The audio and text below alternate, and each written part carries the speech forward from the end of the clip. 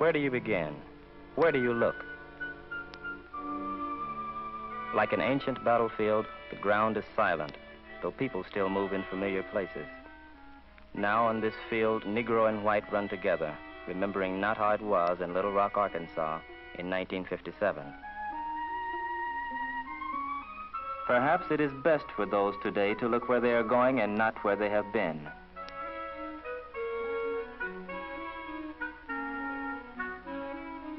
But when you're a dark man in a country where the Negro is demanding more and more an equal chance, you have the right to look back to discover if you are really moving forward or if the world is just moving beneath your feet.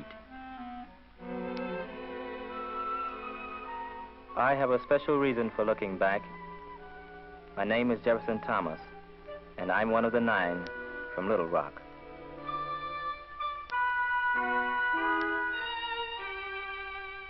There is nothing strange in seeing 9 American children walking to school on a September morning. But this was a special morning in a special part of America, a place where Negro children had never gone to school with whites before.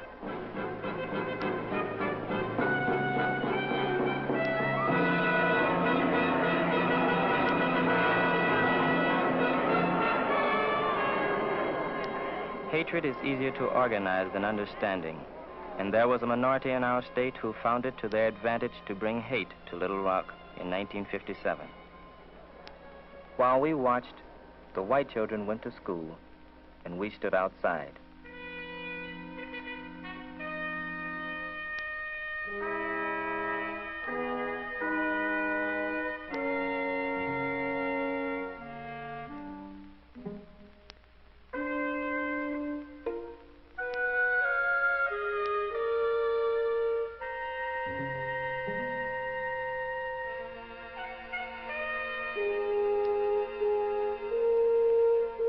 We had been taught in school that we were a nation under law, and the law said segregation was wrong.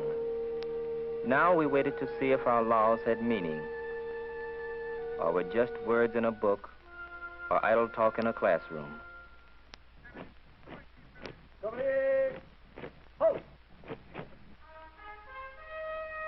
On September 27, 1957, President Eisenhower sent 1,000 men of the United States Army to carry out the law. The Supreme Court of the United States had said, the entire strength of the nation may be used to enforce in any part of the land the security of all rights entrusted by the Constitution. And that included my rights and the rights of 8 other Negro Americans who wanted to go to Central High School in Little Rock, Arkansas. We were Terrence Roberts, Thelma Mothershed, Elizabeth Eckford, Ernest Green, Carlotta Walls, Melba Patillo, Minnie Jean Brown, and Gloria Ray. And we were going to school again.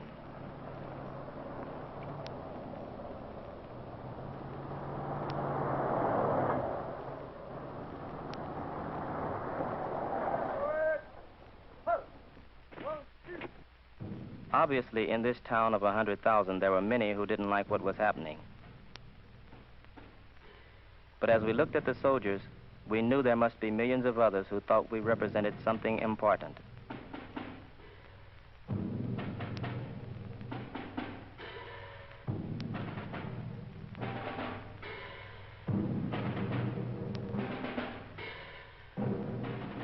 When the doors closed behind us that day, it was both an end and a beginning.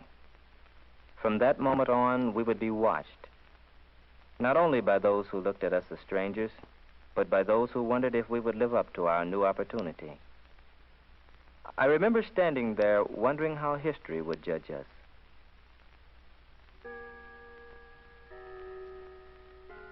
It's been 7 years since that first day. What has happened? Where have we gone? What have we done? I was the oldest of the 9, and perhaps the least serious. I came here to Southern Illinois University after graduation. At first, I thought I wanted to be a nurse, but I was too outgoing for that. Now I know I want to work in a newspaper, to be a journalist, and to write. More than anything else in the world, I want to write. This year, I took a job in the university newspaper. I work as a reporter, 20 hours a week after classes. There's no substitute for writing under pressure. To have to get the story out and to make it good. I remember the reporters who came from all over the world to cover the story of Little Rock. To be able to take a story like that and to put it into words is something I've always wanted to be able to do. Someday, I'm going to write a book about what happened in Little Rock. But first, I've got to learn more about writing and about the world. And you can do that best in school. Teachers like Professor Simon have helped me to grow up. He's a man who makes you want to go to school forever. But I'm going to work after I graduate. I've applied to 2 newspapers, and one has already offered me a job.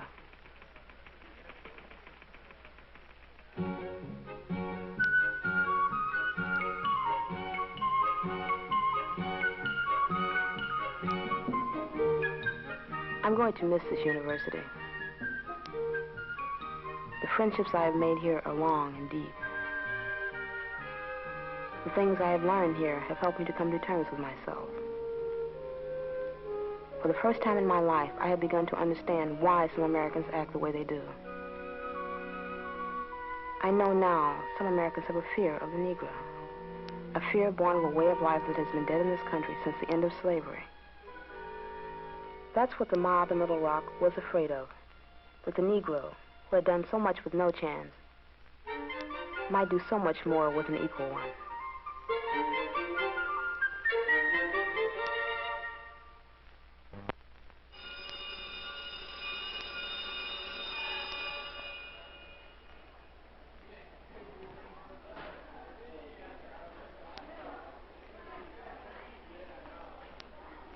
It's been 4 years since I stood in this hallway and watched the faces moving from class to class.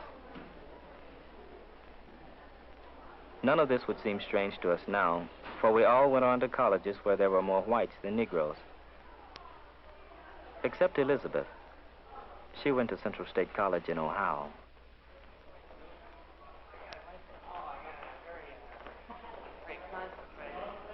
Central State was founded as an all-Negro college about 100 years ago. Today, like most American schools, it is a mixture of Negro and white. When I entered high school, I thought I wanted to be a lawyer and then a teacher. And now, like most students, I haven't quite decided what I want to be.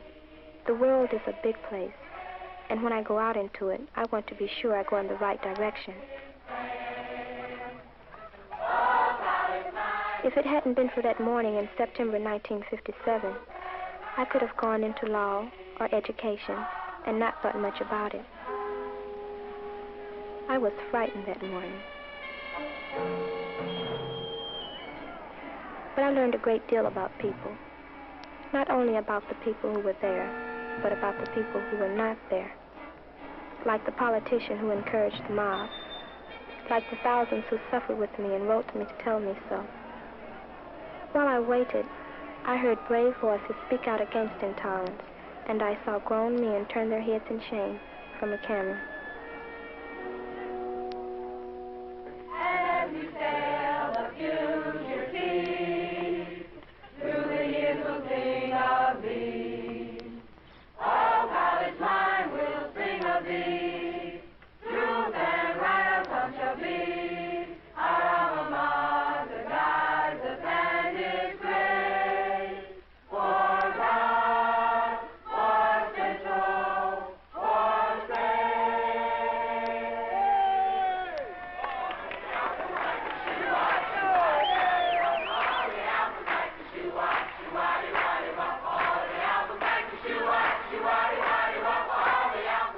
Central State is a Negro college that opened its doors to whites only 17 years ago. Today, 20% of the student body and faculty are white, and there are still Negroes who are against integration. The Negro is like most Americans, possessing no monopoly on tolerance, and hoping that the few, the uninformed, will not be confused with the rest of us.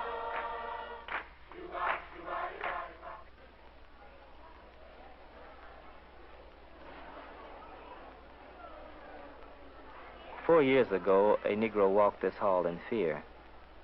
Some of the hate outside had come inside. and there were a few who tried to impose their will on the many. When we went up a stairway, we hung on to the railing.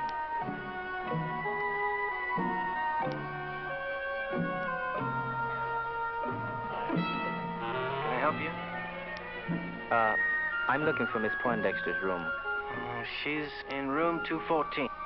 Thank you very much. Anytime.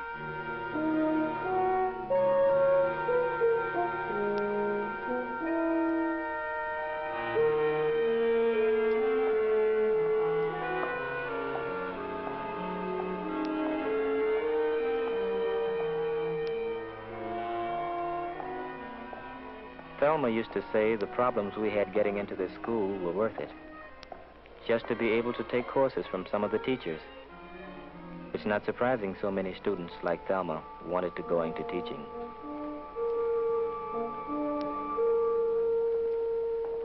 I graduate this year from Southern Illinois University at Carbondale.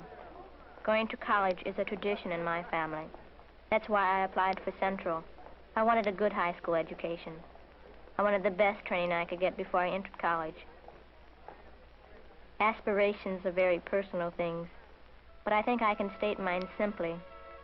I love to teach, and I love children. Children are happy, moody, difficult, and wonderful. They accept me for what I am.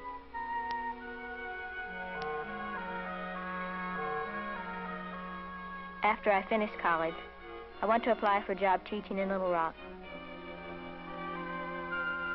Maybe someday at Central High. I wonder what it'll be like.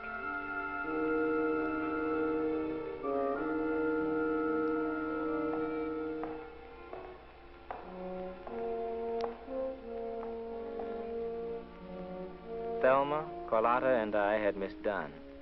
None of us had seen a school with so much equipment before. I think it was the equipment that first gave Ernie the impression he wanted to be an engineer. But I'm glad he changed his mind.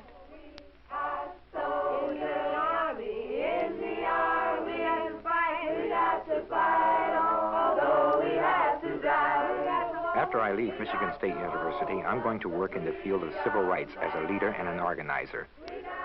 Even in the northern states, you'll find pockets of discrimination, like you do all over the world. But there's a tide rising against it, and I want to be part of it. We got to fight, although we have to die. We got to hold up the freedom banner. We got to hold it up. We got to hold it up.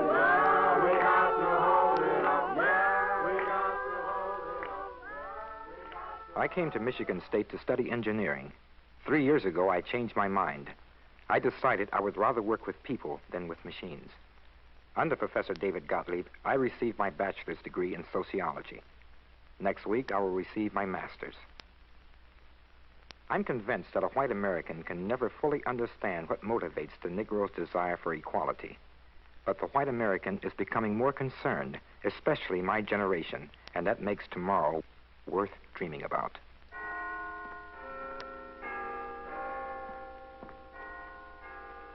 The American Negro must protest, and he must also build understanding by searching for the truth. The tools for truth in science are now becoming tools for truth in human relations.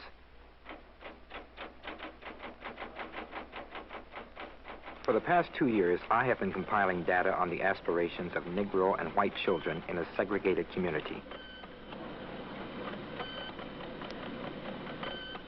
Today, we are capable of getting answers that have real meaning, that carry the power of fact against those who would exploit rumor and prejudice.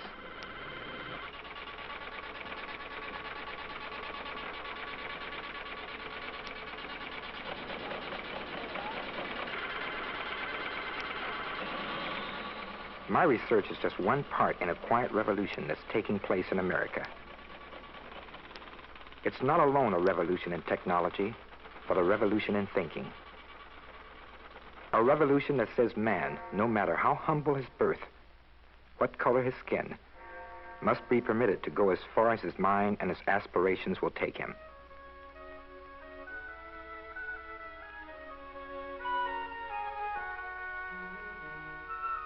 Ernie was the first of us to graduate from Central. Carlotta and I were the last. We were the class of 1960. Carlotta goes to Denver University in Colorado. She's a good student, and she likes the high mountains out there. Gloria Ray is a senior at the Illinois Institute of Technology. This year, she receives her degree in chemistry. Terrence Roberts is studying for his degree in business administration at the City College of Los Angeles. Melba Patillo, as we guessed, married early.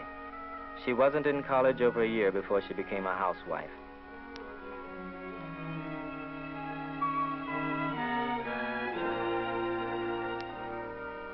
And me, this spring I take an exam to become a certified public accountant. That means I'm supposed to be qualified to keep track of profits and losses. I'm not sure I know enough yet to say what all this adds up to. I haven't counted all the victories since that first day we went to school here, but I know there's been at least 9.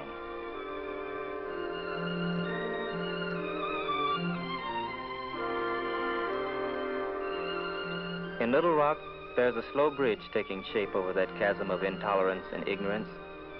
It's a bridge that's going to be built by us and by our children. Before it's finished, we're going to have our problems. But if Little Rock taught nothing more, it taught all Americans that problems can make us better, much better.